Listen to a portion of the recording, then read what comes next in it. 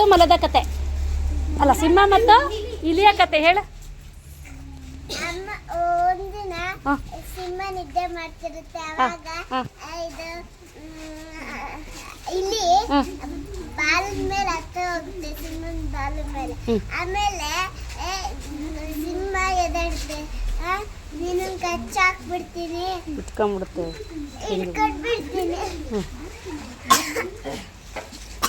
ತಿನ್ಬಿಡ್ತೀನಿ ಅಂತ ಹೇಳುತ್ತೆ. ಇಲ್ಲ, ನಾಳೆ ಕಲ್ತ್ಕೊಂಬರ್ಬೇಕು, ಖುಷಿ ಕೇಳಿಸ್ಕೊಳ್ಳಿ. ನನಗೆ ಬಿಡು ಇವತ್ತೊಂದಿನ ಅಂತ ಹೇಳುತ್ತೆ.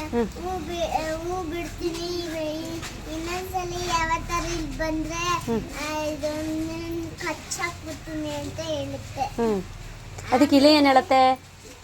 ಸರಿ, ಇನ್ನೊಂದಿನ ಇಲ್ಲಿ ಎಲ್ಲ ಬರಲ್ಲ, ನಿಂಗೆ ಒಂದಿನ ಸಹಾಯ ಮಾಡ್ತೀನಿ, ಮುಂದೆ ಒಂದಿನ ಯಾವತ್ತಾದರೂ ಸಹಾಯ ಮಾಡ್ತೀನಿ, ನನ್ನನ್ನು ಬಿಟ್ಬಿಡು ಅನ್ನುತ್ತೆ.